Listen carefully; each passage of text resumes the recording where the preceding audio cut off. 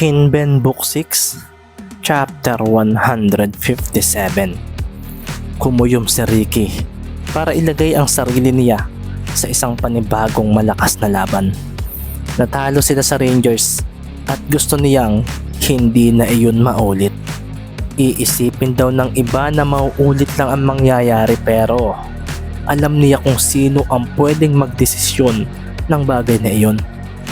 Ako at kami lang ang makakapagsabing mauulit iyon, sabi nga ni Mendez sa sarili, at napatingin nga siya sa kanyang mga kakampi na pumasok na rin sa loob ng court. Ang mga ito nga ay napaseryoso sa kanyang ginawa, at nang salubungin ito ni Mendez ay binigyan niya ng tapik sa balikat ang bawat isa. Huwag na huwag kayo mag-aalala sa akin sa game na ito. Mahinang wika nga ni Mendez na agad na ikinangiti ng kanyang mga kasamahan.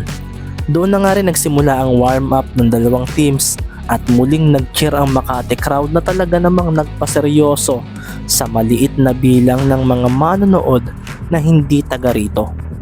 Nang matapos nga ang warm-up ay dito na nga kumawala ang malakas na kalampag sa mga manonood at ang live broadcast ng laro ay talagang umabot na sa milyon ang views.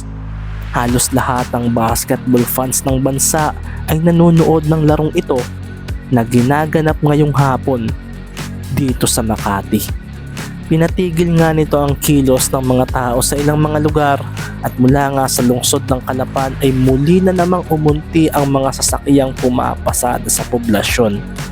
Mula nga sa barangay court ng Canubing Uno ay punong-puno nga ang loob dahil sa mga manonood.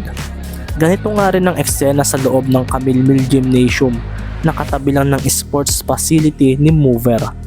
Mula naman sa bawat barangay sa Calapan ay makikita rin ang pagkapuno ng bawat covered court na makikita rito dahil sa larong magaganap.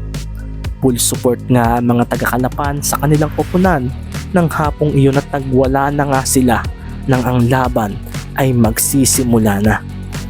Galingan mo, Ricky, sabi na nga lang ni Andrea na napakuyom na lang dahil nagsipasukan na nga ang mga players na maglalaro para sa dalawang teams. Makikita nga agad ang tila pagliit ng lineup ng Calapan nang makasabay na nila sa loob ang mga players ng Makati. Ang pinakamaliit kasi sa Blazers ay ang point guard nila na may taas na 6'3" at sinundan na ito ng 6'4", 6'7", 6'9" at 6'10" na mga kasamahan niya. Makati! Makati! Makati! Sigaw nga ng crowd at napakuyom na nga ang dalawang sentro na maglalabang koponan nang nasa gitna na silang dalawa. Ang mga tingin nga ni na Magbuo at Quinto sa isa't isa ay nagbibigay ng malakas na datingan, at sina Abad at Si ay napatango na agad nang ang referee ay maglakad na papunta sa gitna na hawak ang bola. Makati City Blazers 8-0. Jeron Recton 6'3", number 14, point guard. Knight Abad 6'4", number 7, shooting guard. Mario C 6'7", number 11, small forward.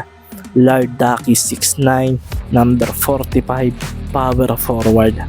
Paul Quintos 6'10", number 4, center. Calapan City Blue Phoenix 5'2". Ricky Mendez 5'6", number 3, point guard. Dre Michael Sanchez 6'4", number 9, shooting guard. Carlo Ibanez 6'7", number 8, small forward. Markeli 6'8", number 4, power forward. Marlon Magbuo 6'9", number 6, center. Makikita nga rin ng maraming pagkislap ng salamin sa mata ng matabang coach ng Blazers. Seryoso nga niyang pinagmasdan ang lineup ng Calapan. Magaling ang ginawa nila para hindi bang ibabaw ang height advantage ng team, pero ang tanong ay uubra kaya iyan sa mga players ko? Tanong na nga lang sa sarili ni Coach Jao Vergara. Makikita nga rin sa suot nito ang mataba niyang tiyan at hinahaplos niya ito ng mga oras na iyon. Kahit pa matatangkad ang mga players ng Makati, alam naman namin na mabibilis ang mga ito, kaya talagang hindi kami pwedeng magpabaya sa labang ito. Wika naman ni Coach Cervantes sa isip na pasimpleng napasulyap sa bench ng kalaban. Ang referee nga na may hawak sa bola ay naglakad na papunta sa gitna. Napahandaan na nga sina Magbuo at Quintos sa mangyayaring jump ball. Ang mga players naman mula sa likuran ng dalawa ay marahang inihanda na ang kanilang mga paa. Sumilbato na nga ang referee. Ang mga mata ni Abad ay mabilis na kumilos para pagmasdan ng pwestuhan ng mga kalaban. Ang bola nga rin ng sandaling iyon ay umangat na at doon na nga bumaba ang katawan ng dalawang sentro at pagkatapos ay doon na nga sila sabay na tumalon.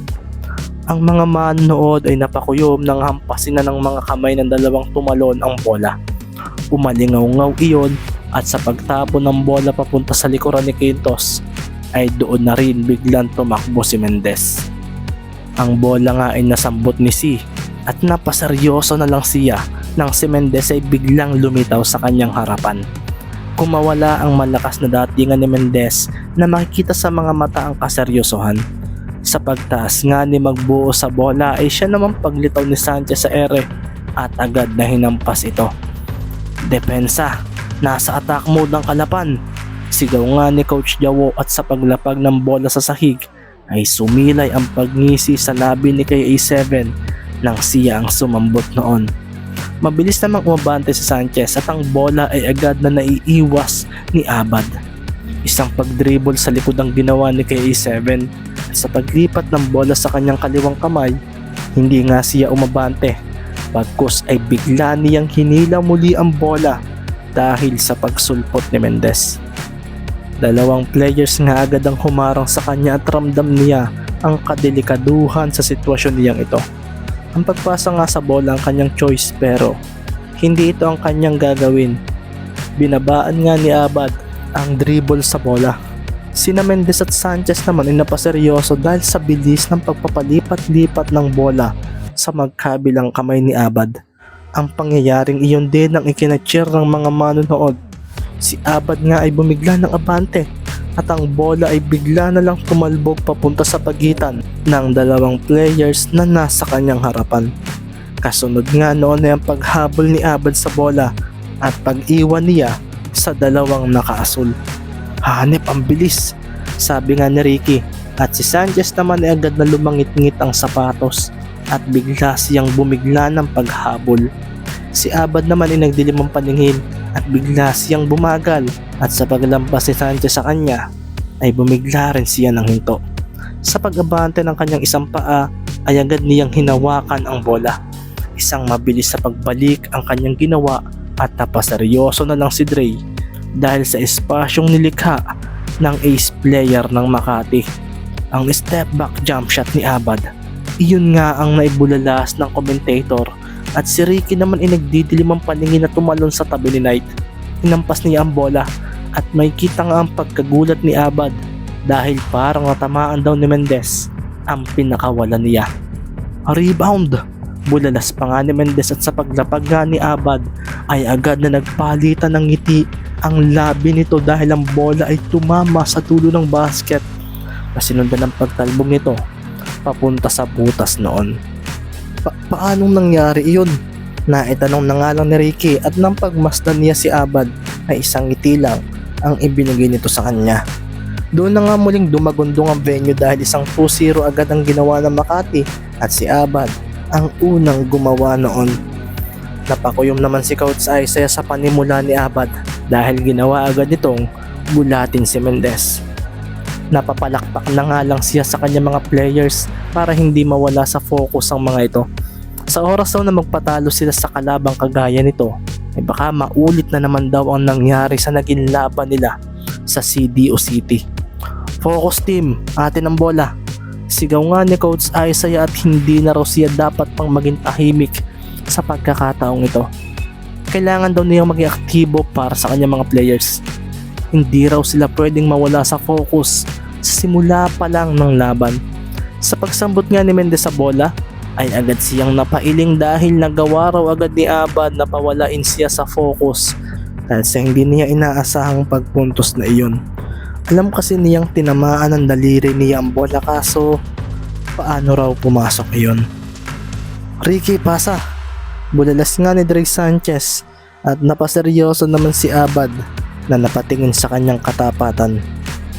Aba, malakas yata ang loob nito, sabi naman ni Abad sa sarili, at pinasahan nga ni Mendez si Sanchez at kasunod doon ay ang agad nitong pagharap sa kanya na hawak ang bola. Si Abad nga ay napangisi at bigla na lang siyang umabante at pinalo ang bola mula kay Sanchez. Masyado raw itong kampante at doon na nga napaseryoso si Dre dahil agad niyang iniiwas ito at tumalon palayo kay Abad. Aba, magaling ang timing sabi nga ni Abad sa sarili at sa paglangit-ngit ng kanyang sapato sa sahig na isang mabilis na paghabol kay Sanchez ang kanyang ginawa. Pinakawalan nga ni Sanchez ang bola at napangiti na lang si Abad dahil hindi raw natakot ang katapat niya at napakuyom na lang si Coach Isaiah nang pumasok ang bola sa basket.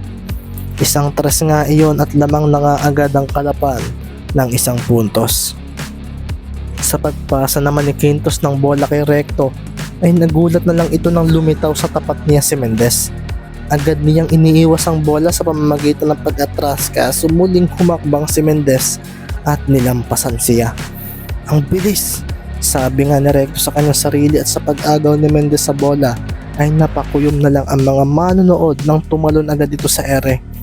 Doon nga rin biglang lumitaw si Abad na nakikita ang seryosong tingin sa player na may numero 3 sa likod ng jersey. Huwag kayong basta magpapataig sa lakas ng Makati.